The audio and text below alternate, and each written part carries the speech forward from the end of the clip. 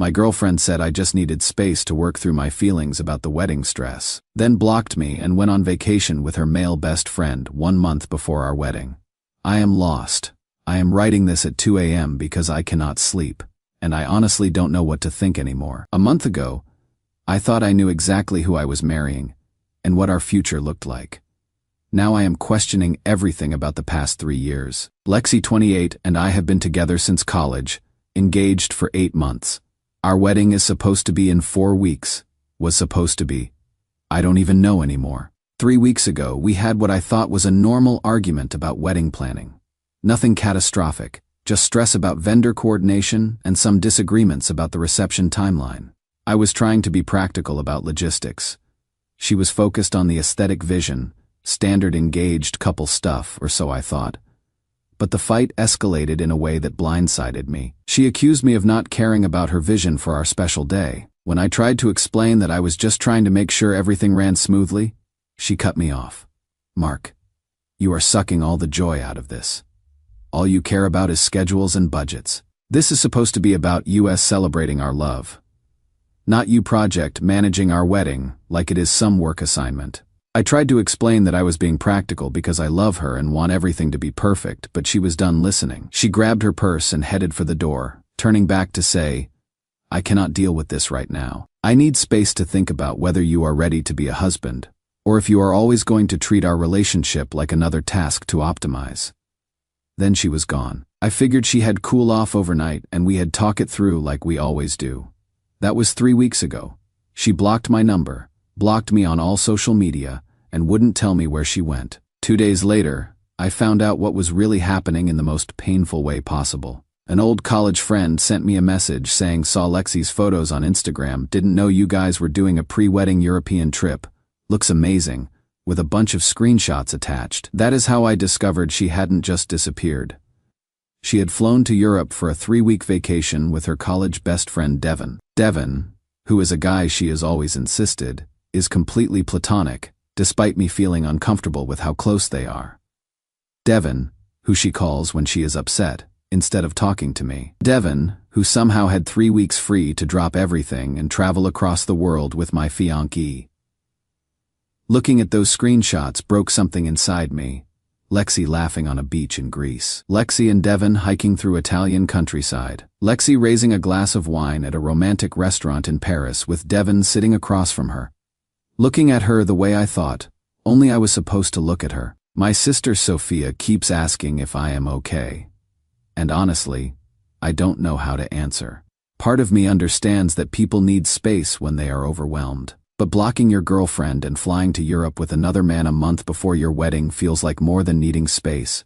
It feels like making a choice. I have been going through the motions, working, eating, sleeping, but everything feels surreal. Our wedding are still coming in. Vendors are calling to confirm final details. Her dress is hanging in our shared closet. Meanwhile, she is posting pictures of sunset dinners with Devin, like our entire relationship exists in some parallel universe she has decided to temporarily exit. My best man Jake thinks I should start making practical decisions about the wedding. But how do you cancel a wedding when you don't even know if that is what is happening? How do you explain to family members who have bought plane tickets that your fiancé disappeared with another man but might come back and expect everything to be exactly where she left it? The worst part is the uncertainty. If she wanted to break up, I wish she had just say so. If she needs time to work through cold feet, I want to support her. But this radio silence while she travels Europe with Devin feels designed to leave me in limbo while she explores other options. I keep staring at my phone, hoping for any sign that she remembers we are supposed to be building a life together. But 3 weeks of silence speaks louder than any argument we could have had. Edit. Thank you for the responses.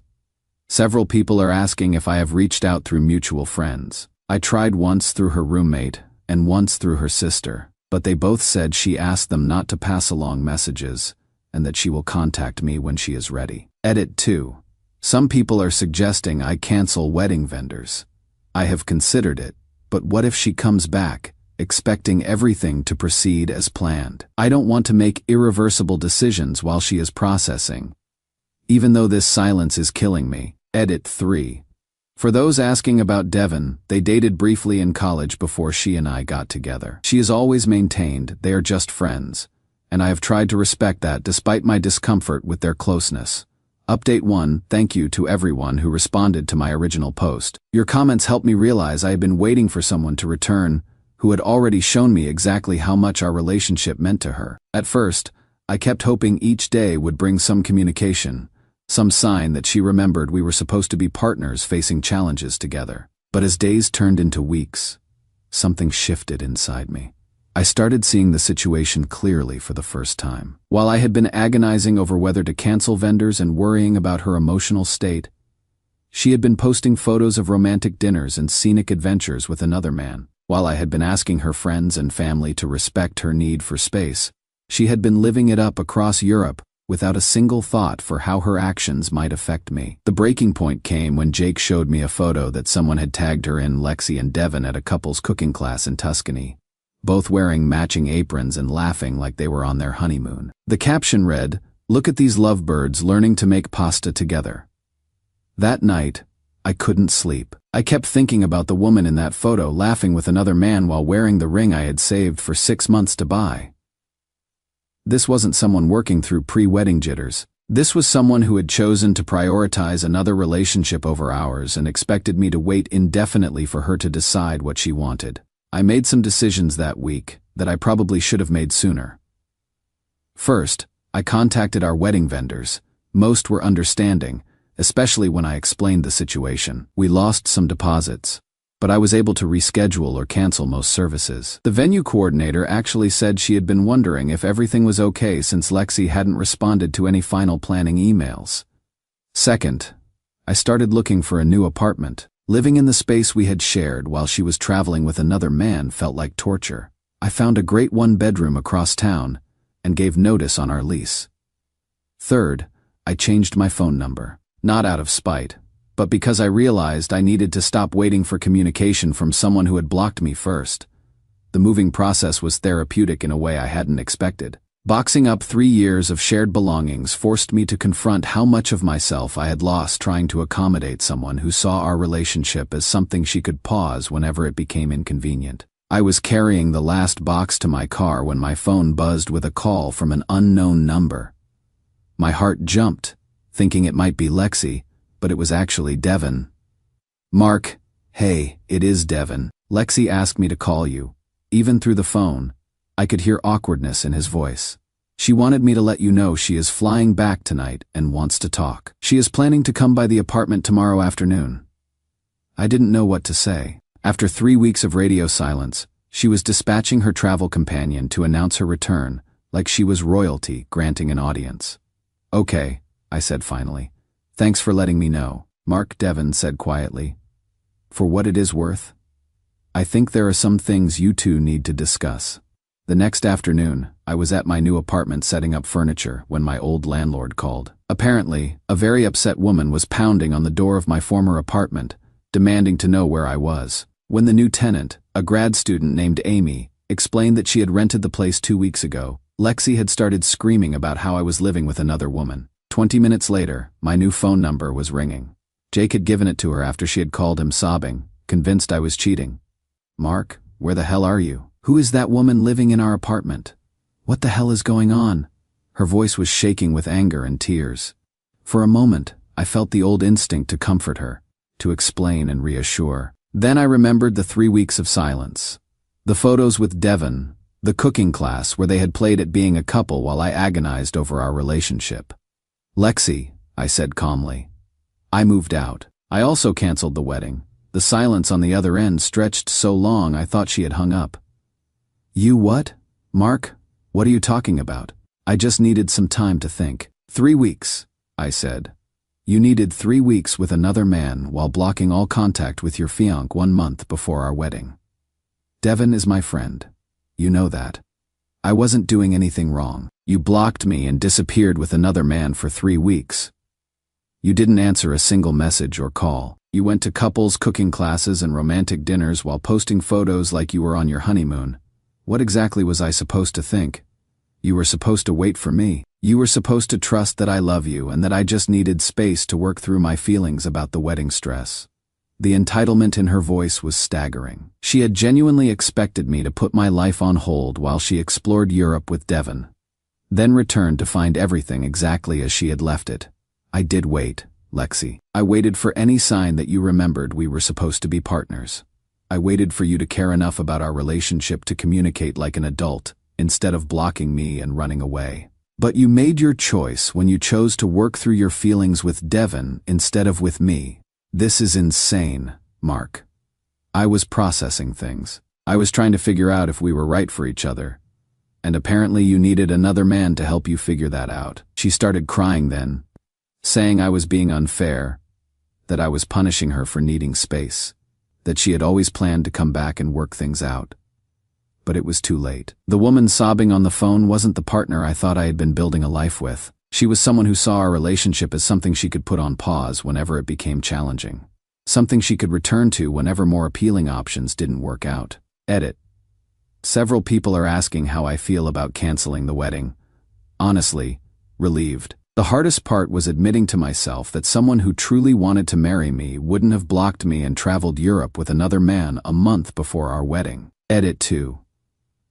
For those wondering about the deposits, we lost about 40% of what we would paid, but most vendors were surprisingly understanding when I explained the situation. Edit 3. Thank you to everyone who said I did the right thing. 3 weeks ago, I felt like my world was ending. Now I realize it was just beginning. Update 2, I wasn't planning to post again, but the situation has escalated in ways I didn't expect.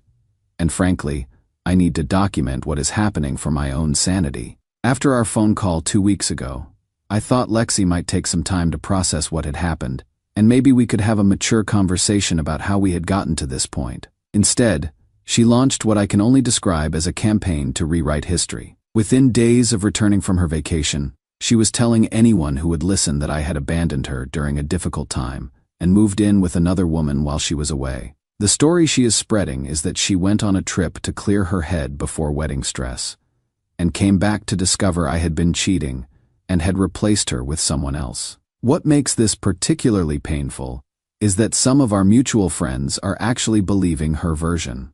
People who have known both of us for years are now treating me like I am some heartless cheater who threw away a 3-year relationship for a random woman. My sister Sophia has been getting calls from Lexi's friends demanding to know how I could do this to her. When Sophia tries to explain the actual timeline, that Lexi blocked me and disappeared for 3 weeks with another man, they act like she is making excuses for my behavior. The most surreal part is how Lexi has completely reframed her vacation with Devon. In her version, it was a supportive friend helping her through a crisis, and nothing inappropriate happened. Meanwhile, I am the villain for moving on immediately and bringing another woman into our home. Jake finally lost his patience when one of Lexi's sorority sisters cornered him at a mutual friend's birthday party, lecturing him about what a terrible person I am for cheating on Lexi while she was grieving our relationship problems. Hold up, Jake said. Let me get this straight. Lexi blocked Mark, disappeared for 3 weeks with another man, posted photos of romantic dinners and couples activities, then came back expecting nothing to have changed. And somehow Mark is the bad guy for moving out of their apartment and canceling a wedding to someone who had abandoned him. According to Jake, the woman just stared at him, then said, "Well, when you put it like that, but not everyone is interested in hearing the actual timeline." Lexi's college friends seem determined to paint her as the victim of my sudden cruelty, regardless of the facts. What has been most revealing is seeing which friends actually care about the truth, versus which ones just want to take sides in drama. The people who matter have reached out to hear my perspective. The ones who are content to believe gossip without asking questions were apparently never really my friends anyway. The breaking point came last week when Lexi showed up at my new apartment. She would somehow gotten my address from someone, and when I opened the door, she immediately started crying. "Mark, please. I know I made mistakes, but we can work through this. I love you. I never meant for things to get so out of hand." For a moment, seeing her tears, I felt that old instinct to comfort her. But then I remembered the 3 weeks of silence, the photos with Devon, and the character assassination campaign she had been running against me. "Lexi, you didn't make mistakes. You made choices. You chose to block me instead of communicating. You chose to travel Europe with another man instead of working through problems with your fiancé. You chose to prioritize your feelings with Devin over our relationship. I was scared, Mark. I was overwhelmed about the wedding, and I didn't know how to talk to you about it, so you talked to Devin instead. For 3 weeks, in Europe, while posting photos that looked like honeymoon pictures, she didn't have an answer for that. And now, I continued, instead of taking responsibility for your choices, you are telling everyone I cheated and abandoned you. You are rewriting history to make yourself the victim of my cruelty instead of acknowledging that your actions had consequences. I am not trying to hurt you, Mark. People are asking questions about why our wedding got canceled, and I don't know what to tell them. How about the truth? That you blocked your fiancé and went on vacation with another man a month before your wedding? She flinched at that. It wasn't like that with Devin.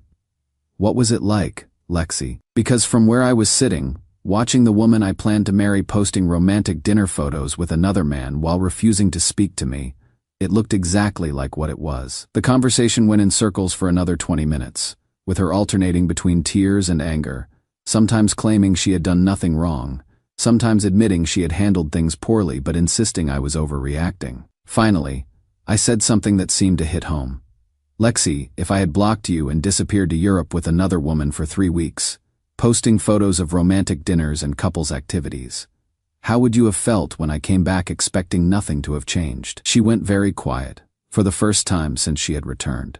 She seemed to actually consider the situation from my perspective. That would have hurt, she admitted quietly. It did hurt. It hurt enough that I realized I couldn't marry someone who would do that to me. She left after that, and I haven't heard from her directly since. But her smear campaign has continued, though with less success as more people hear the actual story. Edit. Thank you to everyone who has pointed out that her behavior is revealing her true character. Several people have mentioned that this level of image management and blame shifting suggests deeper issues I might have discovered after marriage anyway. Edit 2. For those asking if I miss her, I miss who I thought she was. But the person who blocked me and ran away with another man, then blamed me for the consequences, isn't someone I can build a life with. Edit 3. A few people have asked about Devin. I haven't heard from him since that initial phone call, which probably tells me everything I need to know about how platonic their relationship really was. Final update: this will be my last update on this situation. The storm has finally passed, and I want to close this chapter properly by sharing how everything resolved. About 2 weeks after my last post, I got an unexpected call from Devin. I almost didn't answer, but curiosity got the better of me. Mark, I owe you an apology, he said immediately, and an explanation. I wasn't sure I wanted either. But something in his voice made me listen. What Lexi has been saying about the trip, about your relationship, about what happened, it is not fair to you. I cannot keep staying quiet while she destroys your reputation over choices that were partly my fault. He went on to explain that the vacation hadn't been as innocent as Lexi was claiming. They hadn't slept together, but there had been romantic undertones throughout the trip that made it clear she was testing the waters with him while keeping me as a backup option. She talked about you constantly, Devin said, but not in the way someone talks about a person they love. She was listing your faults, comparing you to me, asking hypothetical questions about what I would do in situations where you had disappointed her. It felt like she was building a case for why your relationship wasn't right. The most damaging revelation was that the trip had been planned before our fight. Lexi had apparently been talking to Devin about feeling trapped by our engagement and had already booked the European vacation when we had our argument about wedding planning. She told me she was going to pick a fight with you so she could justify taking the trip to clear her head. I thought she was just nervous about getting married, but now I realize she was looking for an exit strategy. The pieces started falling into place. The intensity of her reaction to our relatively minor disagreement, the immediate blocking and disappearance, the carefully orchestrated 3-week absence that coincidentally took her to romantic destinations with another man. Devin also revealed that Lexi had asked him to confirm her story about the trip being purely supportive if anyone asked. When he had refused to lie for her, she had cut contact with him too. I should have called you sooner, he said. I should have told you what was really happening. I am sorry you had to go through weeks of people thinking you were the villain when she was the one who orchestrated this whole situation. Armed with this information, I faced a choice. I could use Devon's revelations to publicly clear my name and expose Lexi's manipulation, or I could take the high road and simply let the truth emerge naturally. I chose the latter, but I did share Devon's insights with a few key people who had been vocal in their criticism of my abandonment of Lexi. One was Jake, who I knew would handle the information appropriately. Another was my sister Sophia, who had been fielding angry calls from Lexi's friends for weeks. Within days, the narrative began to shift. Not through any campaign on my part, but simply because the truth has a way of revealing itself when people start asking the right questions. Mutual friends began connecting dots they had overlooked before. Why had Lexi blocked me if she was just processing wedding stress? Why had she planned a 3-week vacation instead of taking a long weekend? Why were all her photos with Devon so romantic if their relationship was purely platonic? The final nail in the coffin of her victim narrative came when someone found posts on Devon's social media from before our fight. Posts about exciting travel plans and life-changing adventures that were dated weeks before our argument. Lexi's smear campaign quietly faded as it became clear that she had been planning her exit strategy long before our wedding disagreement gave her the excuse to execute it. I ran into her one last time at a mutual friend's wedding last weekend. She approached me during cocktail hour looking nervous. "Mark, I want you to know that I am sorry about how everything happened. I know. I handled things badly." I looked at her, this person I had planned to spend my life with, and felt nothing but relief that I had discovered her true character before making an irreversible commitment. "I appreciate the apology, Lexi. I hope you find what you are looking for."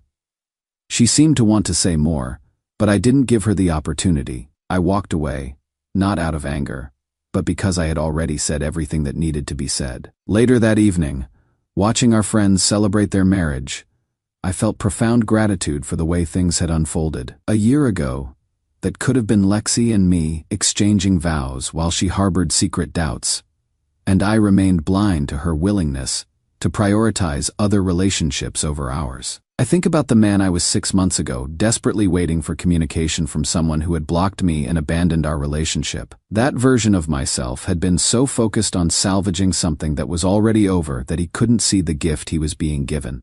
The chance to avoid marrying someone who saw love as something you could pause when more appealing options presented themselves. The apartment I was so resistant to giving up has become a sanctuary where I can think clearly without walking on eggshells around someone else's constantly shifting emotions. The wedding I was heartbroken to cancel would have bound me to someone who was already planning her escape before we had even exchanged vows. Sometimes people show you exactly who they are, and the kindest thing you can do for yourself is believe them the first time. Lexi showed me that she was someone who would block her fiancé and explore other options when relationship challenges arose, then blame him for the consequences of her choices. That is not someone I could build a life with, no matter how much history we shared or how much I had loved who I thought she was.